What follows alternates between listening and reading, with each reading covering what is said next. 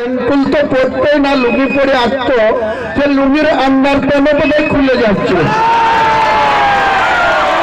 তোর বাপ আমাকে বলেছিল এখনো তোর বাপ জীবিত আছে, হাজির হয়েছে, জিজ্ঞেস করে যে ভাই এই মোজামের এখানে তুমি আন্দোলন করছো, আমরা এখানে পারবো না মোজামের সাথে মোকাবেলা করতে। আমি বলেছিলাম আমরা কংগ্রেস করি, সিপিএম এর সরকার, মোজাম সাহেব রেজিনগরে শক্তিশালী, আমিও কিন্তু এপারে যদি আমার গায়ে হাত পড়ে আমি কিন্তু মোজাম সাহেবকে গঙ্গার এপার হতে দেব না। আর এই তোর বাপ তখন বলেছিল যে আমাকে একটু পুলিশের গাড়ি দিয়ে জয়নগরে পৌঁছে দাও। আমি প্রভাকর ভট্টাচার্যকে বলে, প্রভাকর ভট্টাচার্য যখন রিটায়ার করে গেছে, বহরমপুরে বসবাস করে, ওদের সিউড়িতে বাড়ি ছিল, কংগ্রেসের এমএলএ সুনীতি চট্টোপাধ্যায়ের দয়ায় তিনি মেজবাবুর চাকরি পেয়েছেন। সে প্রভাকর ভট্টাচার্য ডিএসপি হয়ে রিটায়ার করে বহরমপুরে বসবাস করে, তার একটা ছেলে। এখানে যখন তিনি ওসি, তখন ওর ছেলের বয়স 1 বছর, সে এখন ডাক্তার হয়েছে।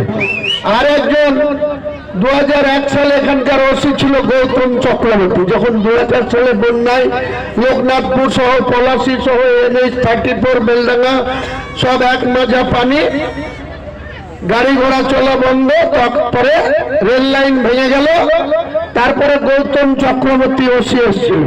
তার ছেলেও ডাক্তার, গাইনো স্পেশালিস্ট, পিজিতে আছে। তোর বাবা যার ঔরসে তুই জন্মেছিস, সে রেজিনগরে মোজামের হয়ে তার আন্ডার প্যান্ট খুলে যায়, তুই এবার লোকনাথপুরের মিটিং এ আমাদের লোককে হুমকি দিচ্ছিস।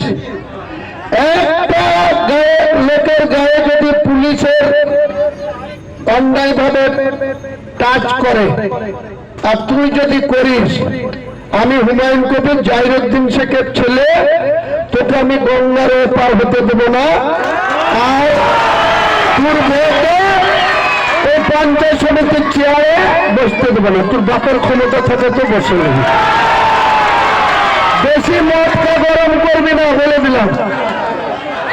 অনেক সহ্য করেছি আমি, আর হুমায়ুন কবির আমার হারানোর কিছু নাই।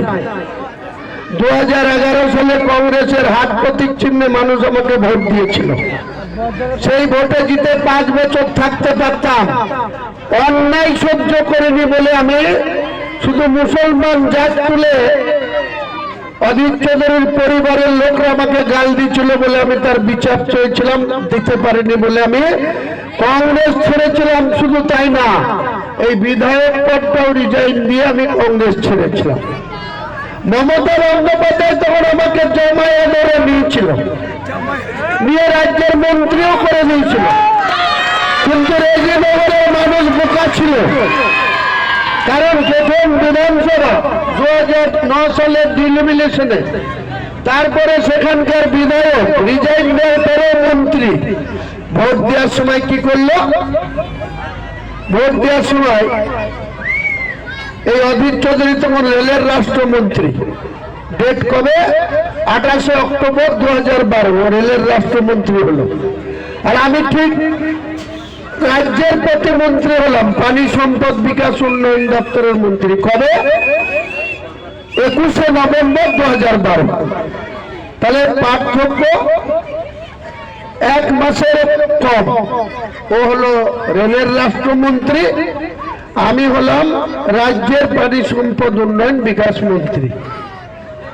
এই অজিত মঞ্চ করি তখন রেলের রাষ্ট্রমন্ত্রী হয়ে, 22 মাসের রেলের রাষ্ট্রমন্ত্রী হয়ে বারবার এমপি হয়ে